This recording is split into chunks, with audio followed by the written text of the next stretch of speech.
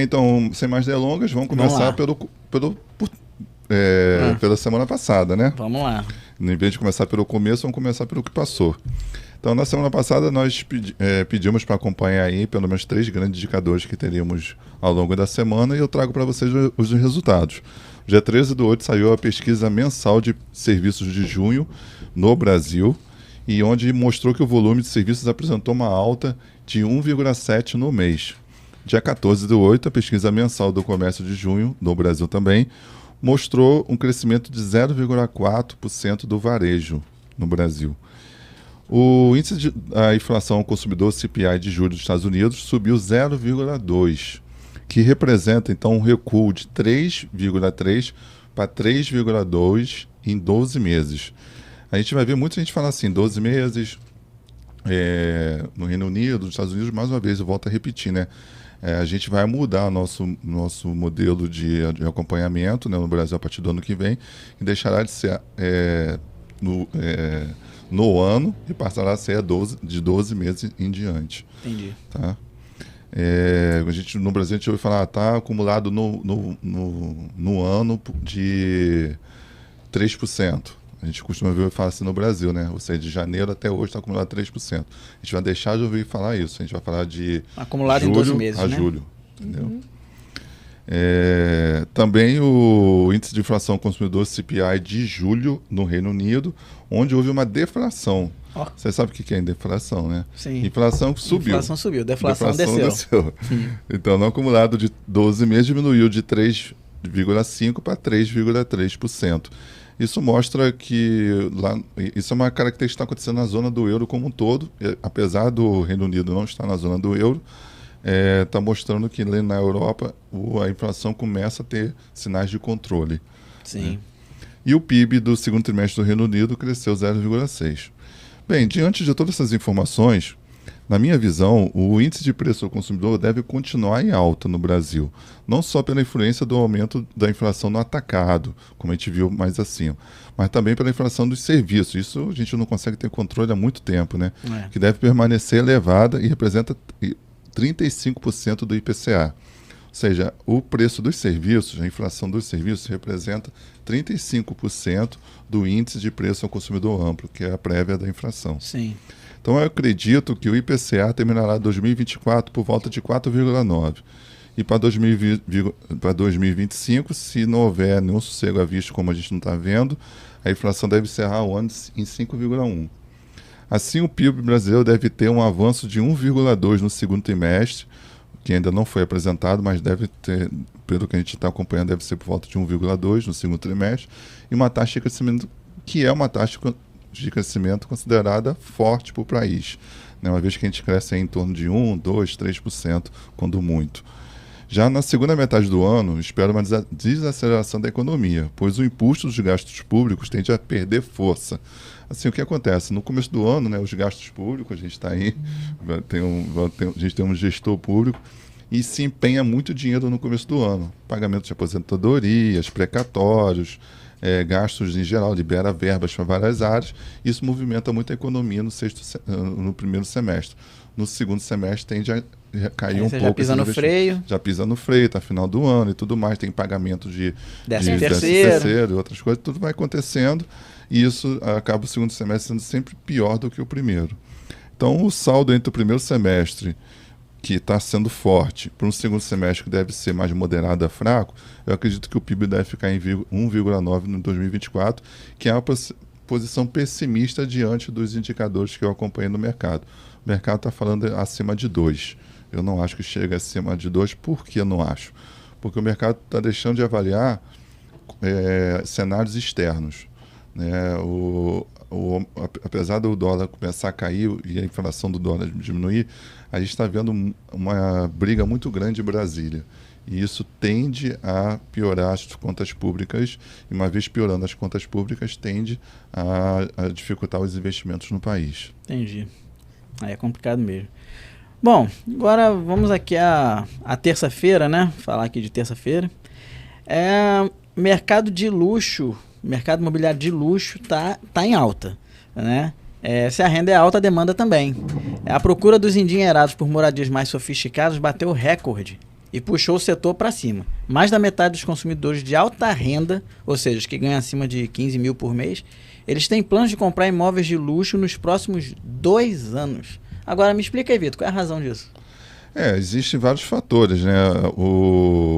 De fato, existe uma condição o mercado hoje está tendo um maior aumento de salário médio, né? E essas pessoas que têm um poder aquisitivo maior percebeu que a mudança para uma qualidade de vida melhor é um dos objetivos. E o outro é a geração Z, né? A geração Z tem visto a possibilidade de adquirir imóveis na baixa e que ao longo do tempo esses imóveis tendem a valorizar, e já que eles estão numa fase ainda de construir patrimônio, essa seria uma importante fonte de renda para o futuro dessa geração. Eles enxergam nisso, é uma oportunidade de investir, né? Isso. Entendi. Bom, agora tem um porém, né? Sempre tem um mais, né? Com a regulamentação da reforma tributária, né, que voltou a ser analisada na Câmara, o imposto sobre compra e venda de propriedades pode chegar a 25% e impactar os resultados. Aí complica, né? Então, quem tiver... Eu até falei de geração Z, mas está mais para os milênios que tem mais essa visão, que é a nossa visão, né? Que é o pessoal de 25 a 34 anos que tem mais essa visão. Então, até uma coisa que eu tenho dito, né?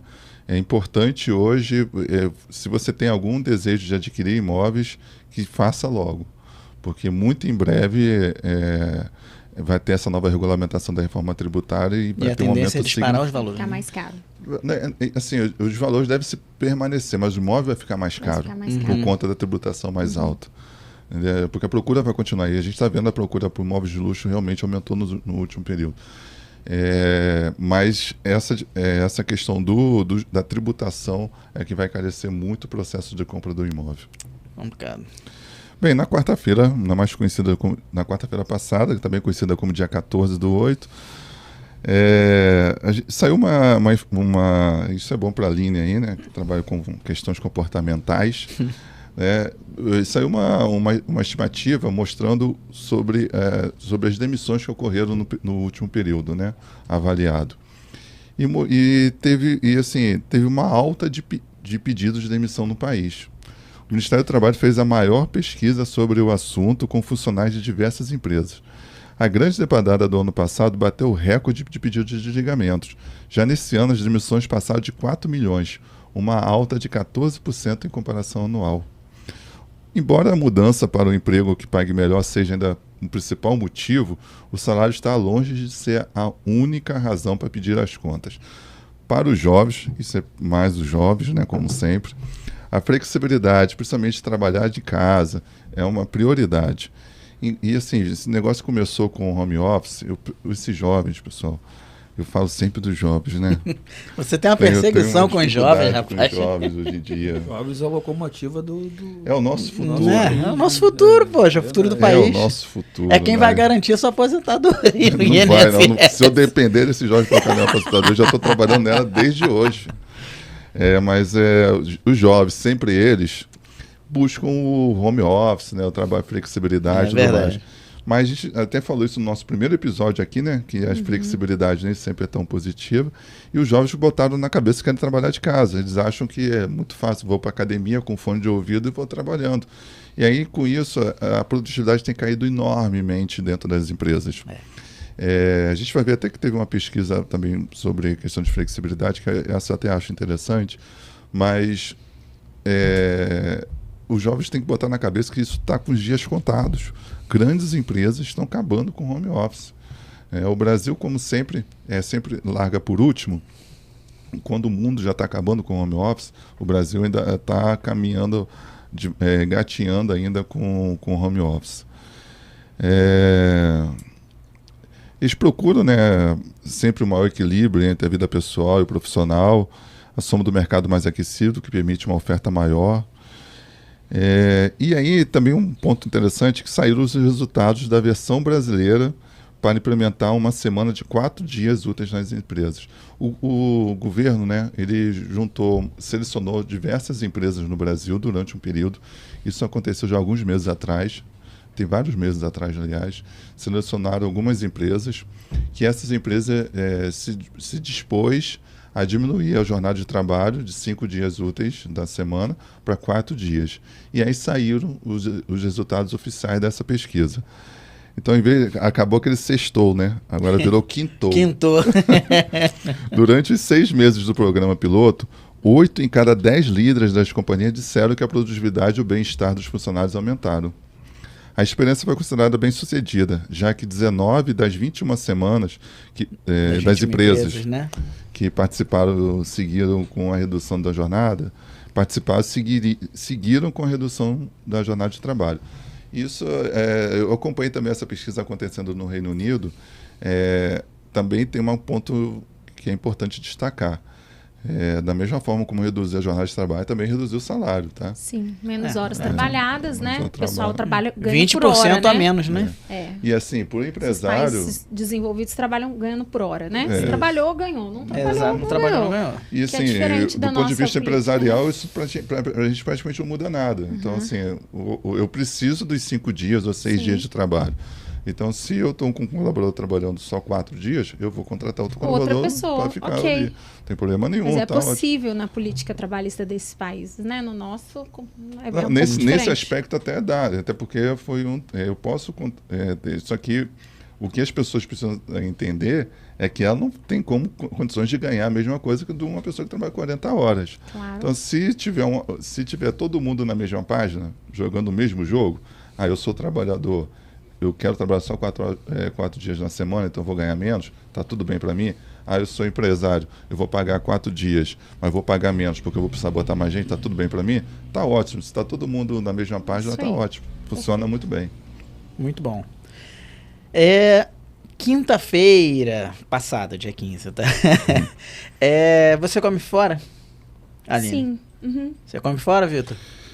Eu como fora, mas sou muito pão duro. Eu sempre compro aquele PFzão, já tem os locais certos onde meu ticket dá. Então tem que sobrar sempre 1 ou 2 reais no meu ticket ali por dia, para que no final de semana eu possa usar com a namorada. Eu não tenho ticket, eu gosto de comer fora, mas confesso que a gente reduziu as idas a restaurantes. Pois é.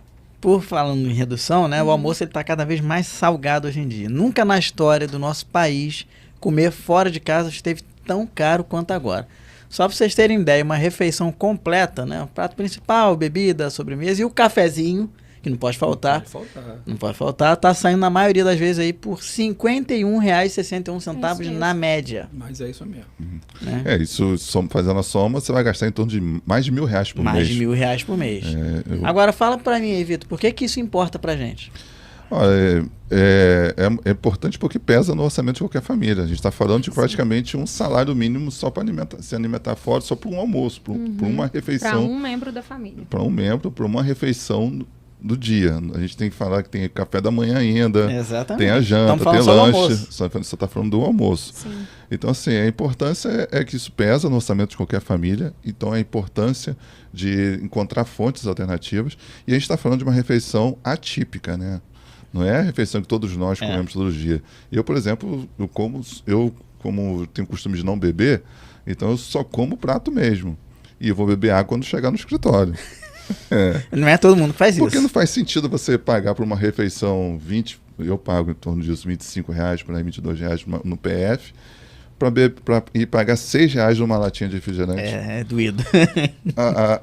A correlação é injusta, não faz sentido. Então eu prefiro, até porque faz bem não comer bebendo, não cria o bolo alimentar, isso é importante para a saúde, e eu deixo para beber no hotel, água. O refrigerante estava R$10. Oi? Não faz sentido pagar isso no restaurante. E eu sei também que é de onde eles tiram os lucros. Sim. Exatamente. E um dado importante é que nos últimos 5 anos, o salário mínimo ele aumentou 41%. E o preço de uma refeição completa fora de casa aumentou 49%. Não acompanhou exatamente.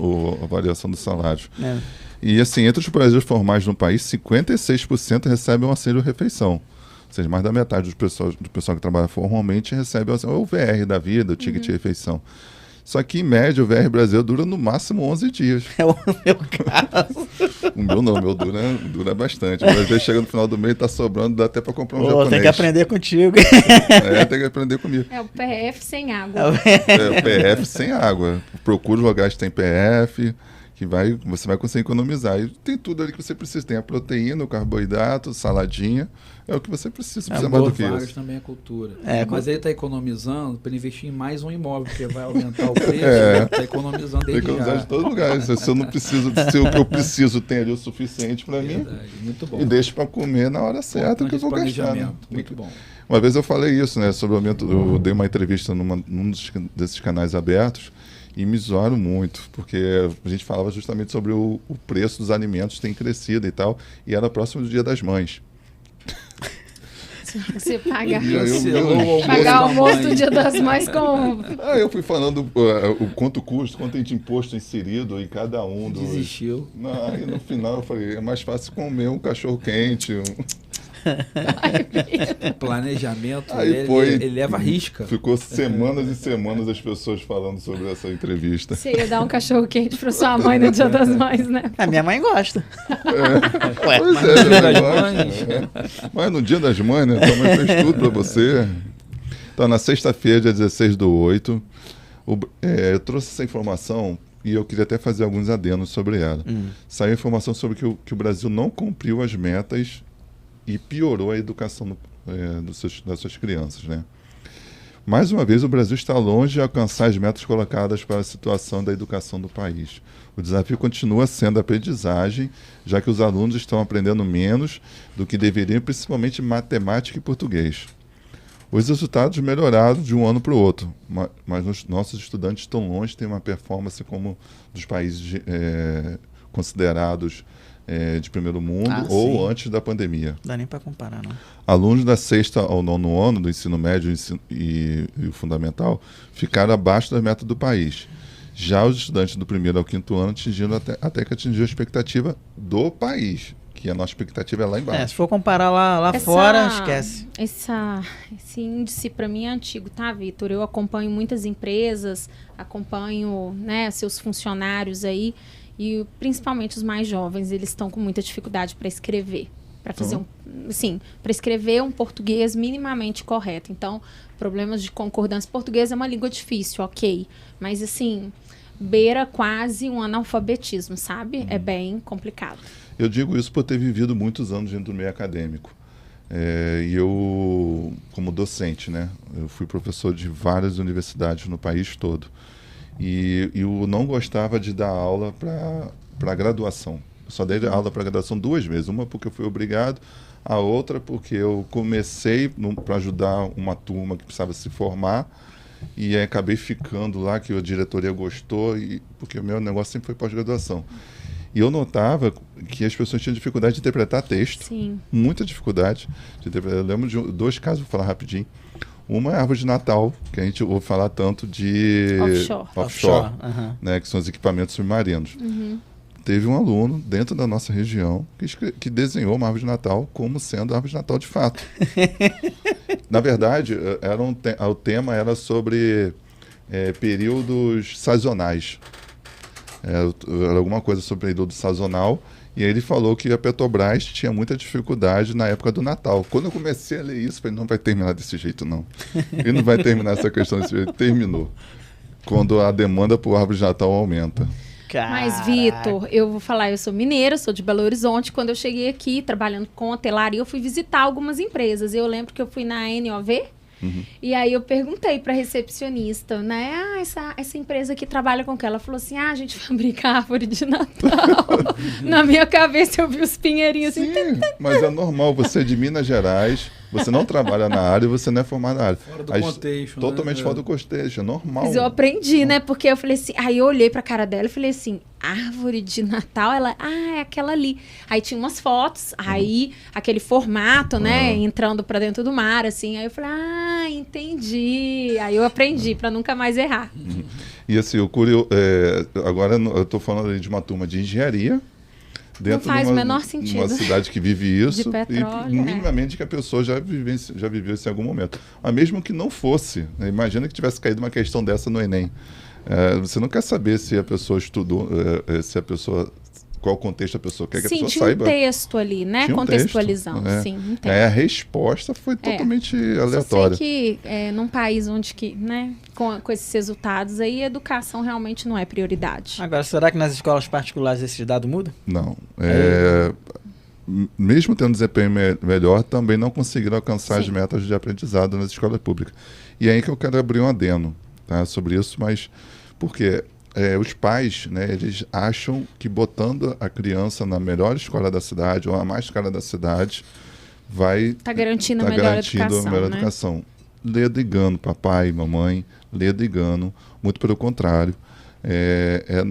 Na exploração, é no dia a dia, é no tato, muito menos, não tanto quanto na escola, é que as crianças vão aprender. Sim.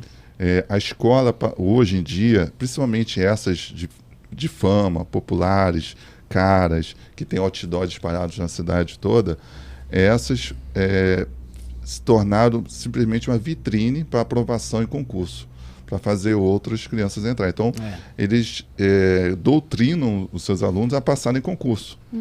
Passar em concurso, passar no Enem, tirar nota alta no Enem, porque aquilo dali vai virar uma manchete para botar no jornal, botar no outdoor e garantir mais 10, 20, 30 alunos dentro da escola. Mas não está preparando nada esses alunos. E o importante disso, de não estar preparando para o dia a dia, são alguns resultados dessa pesquisa.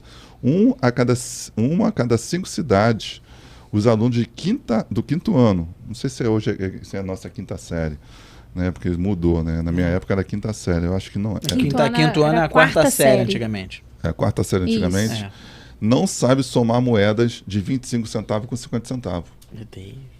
Não sabe. É muito provável se pegar crianças de 10 a 11 anos, de 9 a 11 anos, e botar e mandar separar o troco e ver se confia o troco se deu certo. Não vai saber fazer. Sim. E você pode botar crianças no ensino público ou particular caríssimo ou não, vai acontecer isso. Porque não desenvolveu a capacidade de avaliar, desenvolveu a capacidade de resolver um problema de uma equação de um concurso. E só. É isso que eu falo. Uma decoreba, né? É isso que eu falo diariamente no que eu publico e tudo mais, a importância dos pais na educação das crianças. Sim. Cerca de 20% desses estudantes têm dificuldade de converter horas em minutos. E principalmente em ver relógio de ponteiro. Até porque praticamente não existe mais relógio de ponteiro, né? Tudo são os iPhones da vida, todos os Apples da vida aí.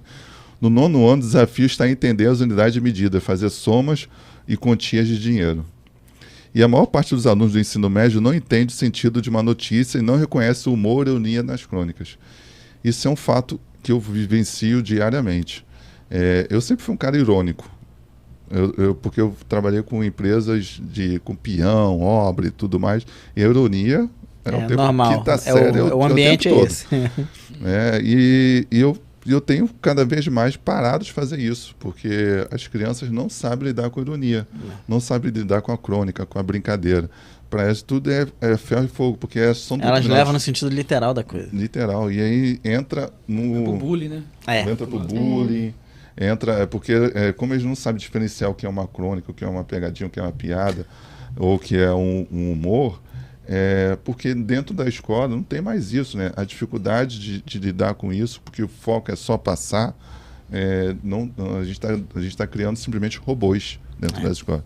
Então essa é uma importância. A escola está ficando comercial, então, né? Meramente empresarial. Isso, muito bem colocado. Então, entre 81 países, o Brasil ocupa a posição de número 60 no PISA.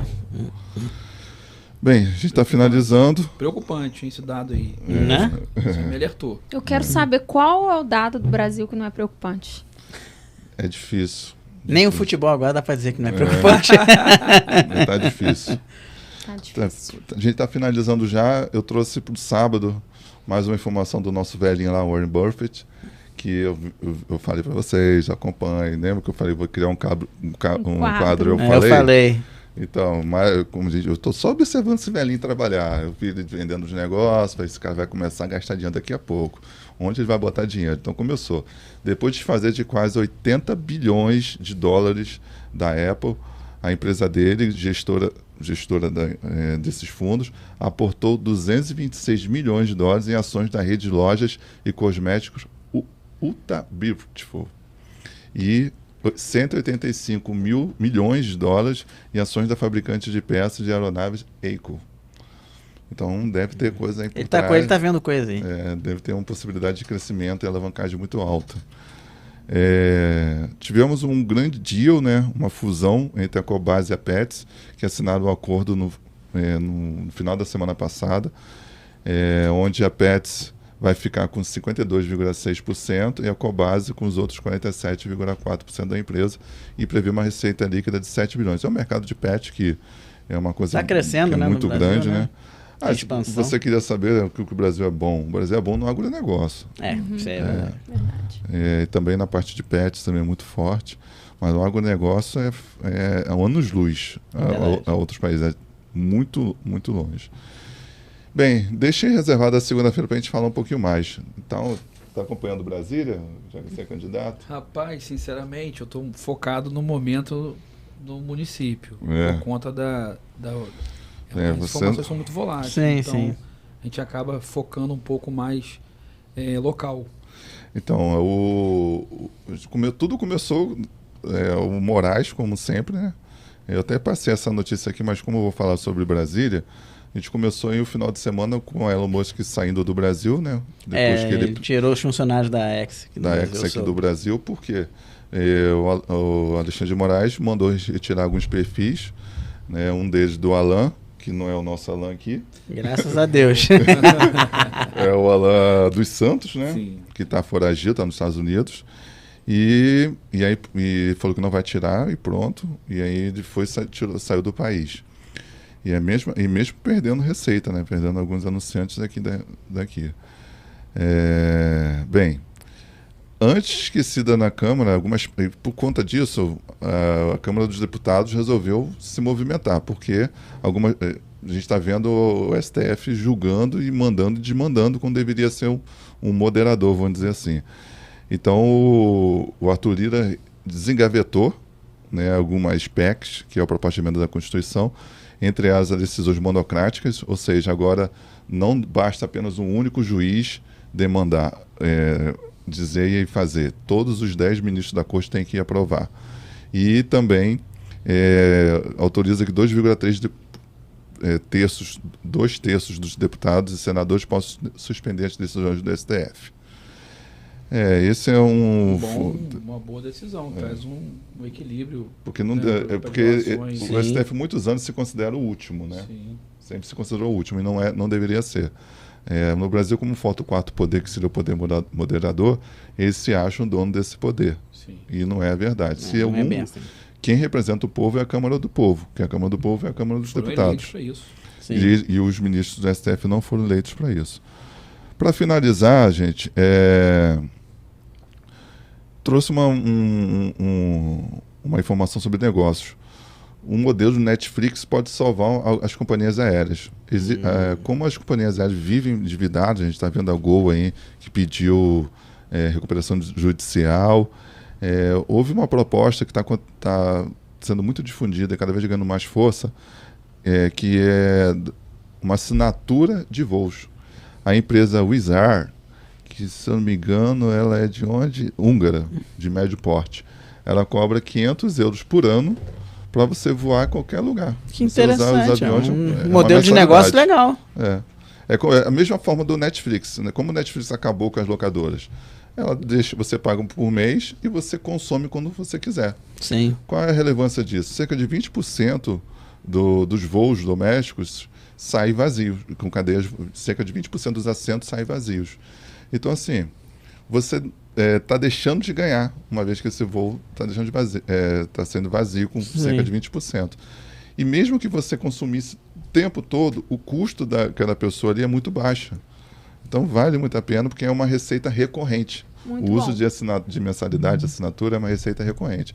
Eu acho que isso aí realmente iria funcionar e daria muito certo. Interessante, achei interessante mesmo. Um Legal. modelo de negócio legal. Muito bom. E, inclusive, nessa empresa lá da Húngara, você pode voar para Atenas, Madrid, Paris, quantas vezes quiser por ano. Tá o assento disponível, você tá perto, vai lá, pega e voa. Cara, que maneiro. Muito bom. Agora, Vitor, o que a gente tem para acompanhar aí para semana que vem? Olha, para acompanhar a gente tem aí a ata de reunião de julho do FED, o Banco do o Tesouro dos Estados Unidos, né? O índice de gerentes de compra, o PMI de agosto dos Estados Unidos, da zona do euro e do Reino Unido, e por fim a conferência anual dos bancos centrais em Jackson Hole, nos Estados Unidos. Esse aí é onde rola vai esquentar, hein? Muita informação interessante, muita coisa acontece nessa reunião.